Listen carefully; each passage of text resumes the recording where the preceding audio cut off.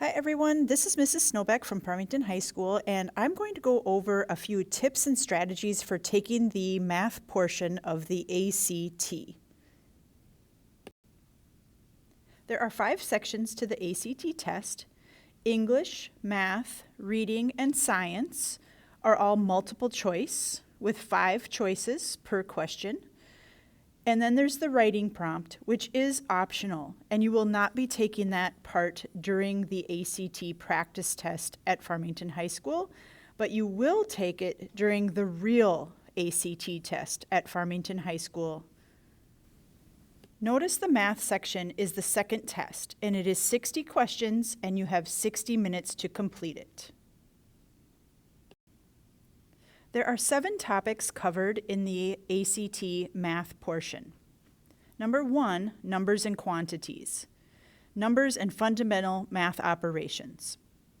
Number 2, algebra. You'll be solving equations, combining like terms, using inequalities, quadratics, and polynomials. Number 3, functions. You will need to know about domain and range, composite functions, sequences, the unit circle, etc. Number 4, geometry. You'll need to know relationships of points, lines, and planes, 2-dimensional shapes, 3-dimensional objects, etc. Number 5, statistics and probability, the analysis of numerical data, measures of central tendency, and finding probability. Number 6, integrating essential skills, higher level cognitive skills such as how to approach a problem, comparing, reasoning, planning. And then number 7 is modeling, and this is interpreting problems, understanding what the problem is asking, analysis of a situation, etc. So here are the 7 topics that are covered on the math test, and you can see 57 to 60% of the test is going to be based on the first 5 topics: numbers and quantity, algebra, functions, geometry, statistics, and probability. The other part of the test is integrating essential skills, just being able to apply basic math skills that you've learned over the years. And then modeling is throughout the entire test, where you're going to have to read a problem and figure out, how am I going to approach this problem? What is something I could try to solve this problem? So here's what you need to know. There are 60 questions in the math test. The first 20 are pretty easy questions.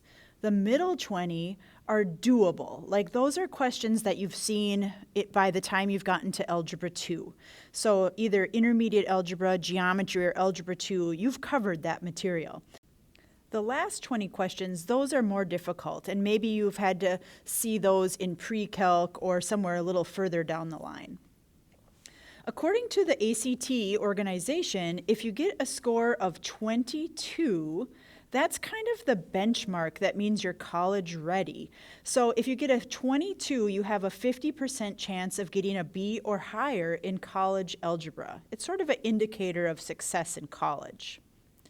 On a different topic, there are going to be 5 multiple choice options per question. So you're going to have choices A, B, C, D, and E. There's never going to be a choice none of the above. Answer choices are going to be written in order from lowest to highest, or least to greatest. So choice A is going to be your smallest answer. Choice E is going to be your largest answer, and that can be really helpful and used as a technique. And then finally, work is not looked at on the test, only answers. They're not going to go back and look through your booklet where you've jotted down scratch work. They're only going to be looking at your bubbles that you've bubbled in on your answer sheet. Finally, we want to recommend that you bring a calculator to the ACT. We highly recommend the TI-84 Plus graphing calculator. The TI-83 graphing calculator also works well. These are going to speed up your process on some of the questions. If you're able to type an equation and graph it on your calculator, you'll be able to get through some problems much more quickly. A couple things that might be helpful to review are Roman numerals and inequalities. So Roman numerals are going to be used in some questions. Remember, Roman numerals are basically capital letters. Like Roman numeral number 1 is a capital I, 2 is 2 capital I's, 3 is 3 capital I's, 4 is IV. V is 5, and if they put a 1 or a I in front of the V, that means 1 less than 5. So this is a Roman numeral 4. 6 is when the 1 comes after the 5. So VI is 6. VII is 7. V with 3 I's is 8. And then we get down to an X. Now X is 10. So if you put a I or a 1 in front, that means 1 less than 10. So IX is 9. And just the plain X is 10. I'll let you look over these last few numbers. The other thing to talk about here is less than or greater than. So remember, the alligator always wants to eat the bigger thing. So if you have like the numbers 10 and 7, well, 10 is bigger than 7. So you want the inequality to open toward the bigger number. So we put it so that it opens towards 10. This is read 10 is greater than 7. If our numbers would have been switched around, 7 first and then 10. Again, you want the alligator to eat the bigger number, so we open it toward the 10 so that the mouth of the alligator can eat the 10. And this is read 7 is less than 10. Some people use their left hand, and if you stick your left hand out, it makes the shape of a less than sign. And remember, left hand starts with L, and then the sign it makes is a less than sign. So less than, left, L. Maybe that will help you remember which one is less than and which one is greater than. Finally, think about if you have an expression like x is less than or equal to 10. You can only plug numbers in for x that are less than or equal to 10. So again, 10 is the bigger thing. The alligator mouth is opening toward the 10. So you could plug in an 8. You could plug in a 9. Could you plug in a 10? Well, in this case, you could, because it can be equal to the 10. Could you plug in a 9.5? Yes, because that is less than 10. It's less than or equal to 10. So for some problems, you don't need to have the exact equation. For example, let's say they want you to find the surface area of a square pyramid. And you can't remember the formula, and for some reason they don't have it within the question itself. Well, just think about surface area. It's all the area on the outside of the shape. What if you just broke it into the separate shapes? On the bottom, you're going to have a 6 by 6 square. Well, that's pretty easy to find the area of, just 6 times 6. And then each triangle has a base of 6 and a height of 9. And you might remember that for a triangle, it's base times height divided by 2. So 6 times 9 divided by 2. You get that answer. And then there's 4 triangles. And so you can just multiply that by 4, add it to the area of the square, and you'll have your total surface area. And a lot of that can just be done straight on your calculator without writing much down. So one tip is, if you don't know the exact formula, see if you can break it up into shapes or parts that you do know how to do. And finally, a tip that is really beneficial is to memorize the two-dimensional area formulas. For instance, area of a parallelogram, rectangle and square, that's all the same formula, base times height. Area of triangles, area of trapezoids, area of rhombi and kites, and area of circles. Have those in your memory because they will not provide those on the ACT. So here are some tips for how to start. When you first get to a problem, read through it. Decide if it's one you think you can get or if it's too difficult. If you decide to try it and you can't end up getting it with the math you've learned at school, then you can try one of the strategies that we're going to talk through next. But if you still can't get it, be sure to at least take a random guess or an educated guess, because you don't want to leave any blank. There's a chance you could get it right even by guessing. Here's one quick example. What is the length in coordinate units of the altitude from C to segment AB? So I'm looking right here, and they want us to find altitude. Well, I think altitude's kind of like height, so I think we want to find that height. If I'm not exactly sure how to do it, I could at least take an educated guess. It looks like this point here is at 1, 1, and this one's at 2, 4. That means this one's up 1, this one's up 4. Oh, the difference between them, maybe it's 3. So take a guess. Finally, if you choose not to try the problem, it's really helpful to put an M for medium or an H for hard next to it on your booklet, not on your answer sheet. You don't want to write anything extra next to your bubbles, but on the actual booklet where you can do your scratch work, put an M or an H next to the problem. That way, if you have a little extra time at the end, you can go back and check for your M's, check for the ones that you thought were medium, and give those a try, because maybe now you can think of what to do.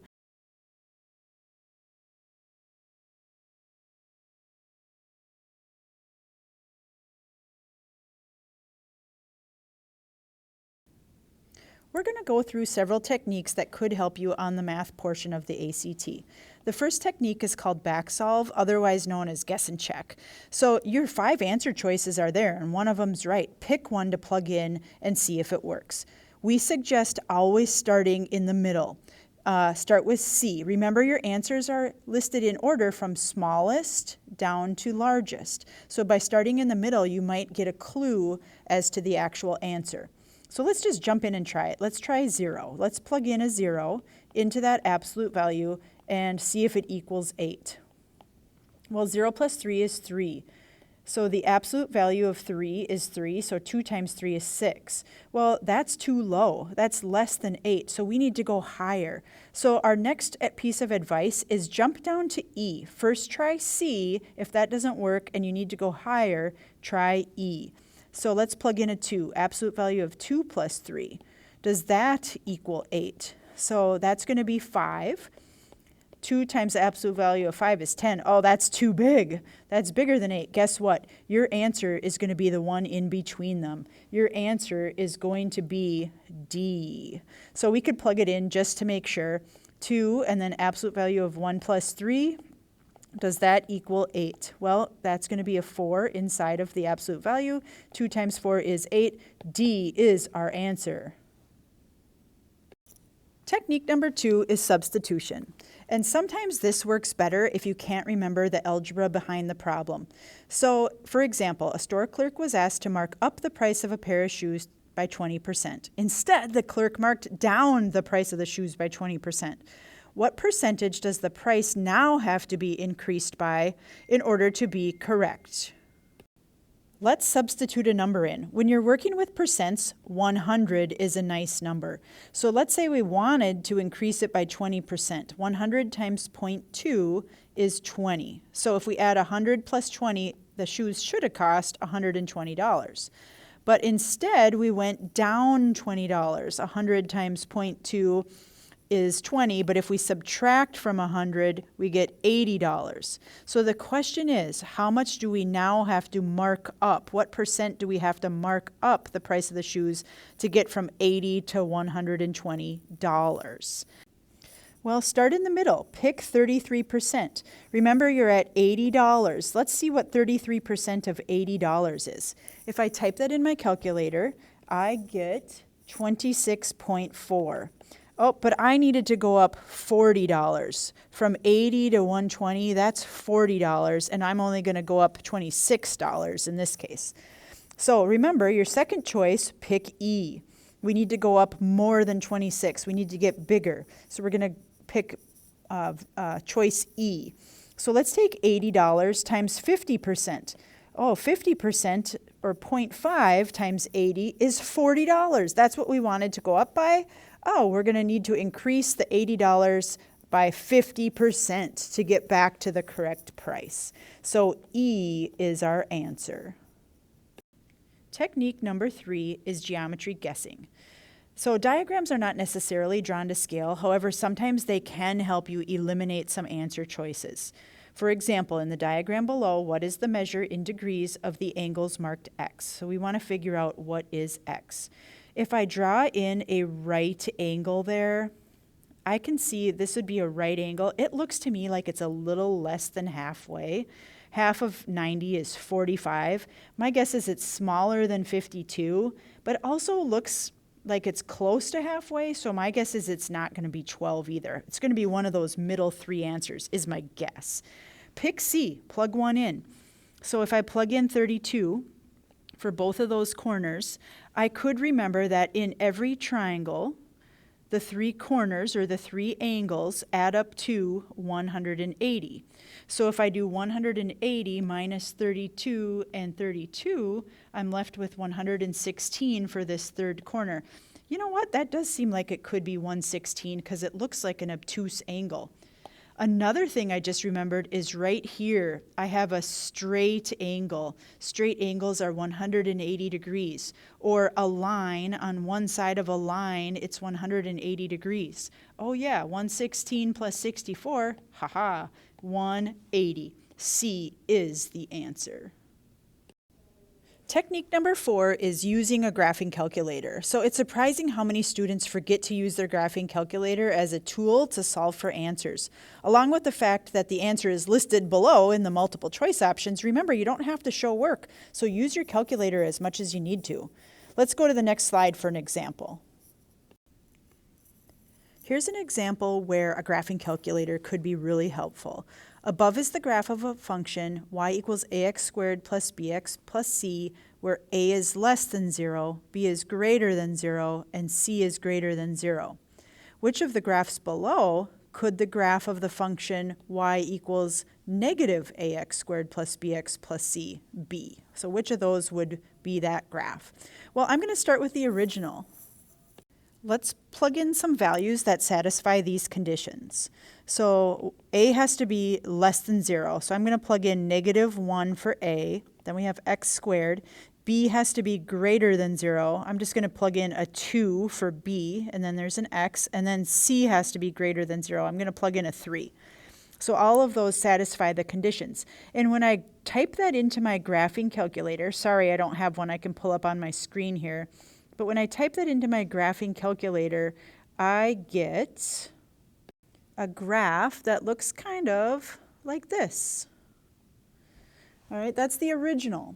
Now what I'm going to do is I'm going to go to the other equation. And what's different in this second equation? Well, the only thing really different is there's a negative in front of the a. So now what's going to happen is I'm going to already have a negative there, and then I'm going to plug in my negative 1 and my 2 and my 3. So what happens here as a negative negative is going to become a positive. So it's going to be like 1x squared plus 2x plus 3. And if I type that into my graphing calculator and hit graph, then what happens is I get a little picture that looks kind of like this. So instead of opening downward, now it's opening upward. So my answer has to look kind of like this one. So I know it's not going to open down. I know it's not going to open sideways. It's going to either be B or C. And based on where the vertex is on my graphing calculator, I think it is B. Technique number 5. So Roman numerals, we talked briefly about these before, but some of the problems on the ACT use Roman numeral format. So what you should do, what we recommend, is treat each Roman numeral as a true or false question and put a T or an F in front of them. And then based on that, choose your answer choices. So here's an example. 2 sides of a triangle are each 5 units long. Which of the following must be true? Okay, so picture this. We have a triangle where 2 of the sides are 5 units long. Roman numeral 1, at least 2 of the angles of the triangle are congruent. True or false? So I think that's true. If 2 sides in a triangle are congruent, 2 angles in the triangle are also going to be congruent. I think that is a true statement. Roman numeral 2, the third side of the triangle must be less than 10 units long. So I don't know if you remember this, but there's a little rule that if you have 3 numbers and you're trying to figure out if you can make a triangle, the 2 smaller ones have to add up to be more than the third side. So let's just come up with a counter example here. Let's say I had a segment that was 12, and then I had 5, and then I had 5. Could I lower these to make a triangle? No. When I lower them, they're going to have a little bit of space in between right here, and they would never actually form a triangle. So I I think that this is true. That third side does have to be less than 10 units long. The 5 plus 5 has to be greater than the third side. And then finally, Roman numeral 3, the triangle is equilateral. Well, equilateral means all the sides are the same. I think this could happen. I think you could have the third side be 5, but I don't think it has to be 5. I think that third side could be 9 or 8 or 7. And so I don't think that this is always true, and it says which of the following statements must be true. Well, I think this is false because I can think of some counter examples. So we have Roman numerals 1 and 2. That is going to be C. Some word problems can be solved a lot easier if you read the question carefully and draw a picture. So technique number 6 is drawing a picture. Students often think that it's going to take too much time, but it can actually be faster because then you don't have to try to picture it in your head. So for example, Darla drives south at a rate of 30 miles per hour. At the same time, Riley drives west at a rate of 60 miles per hour. If Darla and Riley start at the same time and the same place, how far apart will they be after 2 hours? Okay, so first you do have to know north, south, east, west, right? So if you can't remember those, then you might want to look those up. North, south, east, west. Never eat soggy waffles. All right, so let's sketch this out. Let's say that they start right here. Darla goes south at a rate of 30 miles per hour. So that's going to be down 30 miles per hour. That's Darla. I'll put a D there. Riley goes west, which is going to be over this way to the left, at a rate of 60 miles per hour. And that is Riley. Now they're going to go starting from the same place for the same amount of time. How far apart will they be after 2 hours? So I see what's happening here. We want to know this. How far apart will they be? I see a right triangle. But don't forget, we only have 1 hour marked here. We need to go for 2 hours. So if Darla goes for 2 hours, she'll actually be going 60 miles, and Riley would actually be going 120. We have to multiply those by 2. Now we can do Pythagorean theorem. We're going to do a little a squared plus b squared equals c squared.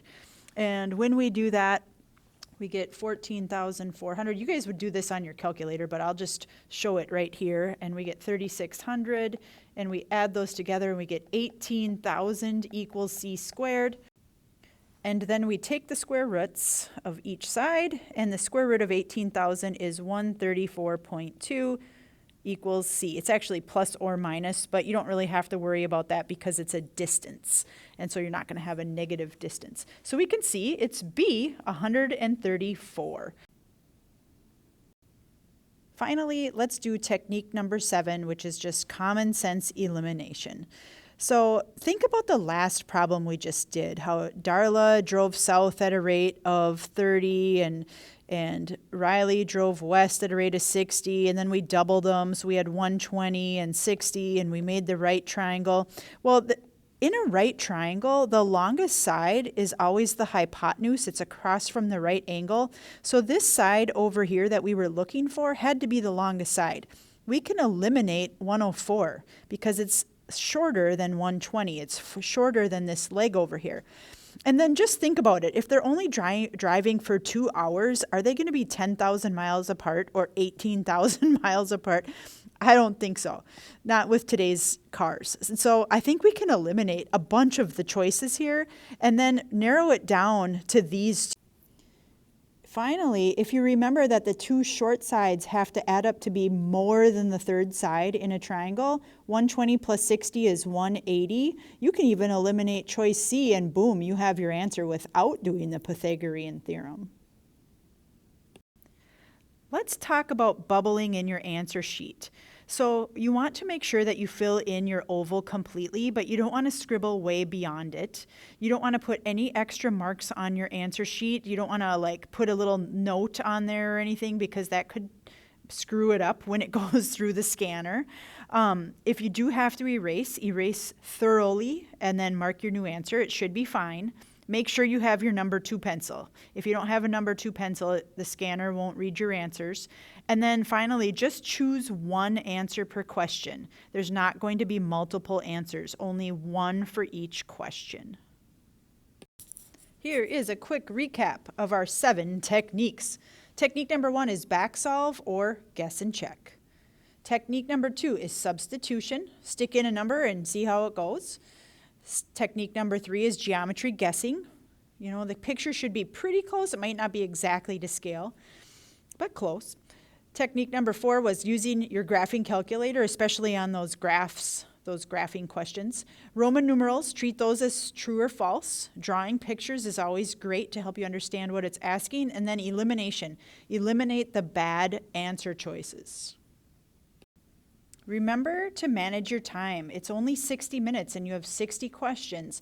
So use that easy, medium, hard process. If it's easy, do it right then and there. If it's not easy to do, maybe put an M or an H for medium or hard so that if you have 10 minutes at the end, you can go back and do some of those mediums and try to get the answers. When there's only a few minutes left, make sure you bubble in all questions. Take a guess. We highly recommend you also take a practice exam besides the ones that you will take at school. You can just go on to act.org or you can Google practice ACT tests. It's really good just to get a sense of the timing of how much you can get done in 60 minutes, or even if you try to do 30 in 30 minutes and just see how it goes for you. Every little bit of practice can help. So just to wrap up, all of the techniques outlined today in this video can also apply to the MCA, the AccuPlacer, the ASVAB, all those good tests that you might be taking in the near future. All of these ideas can apply to those as well. Good luck, everybody. We hope that you rock the ACT. And for more information, don't be afraid to go to act.org.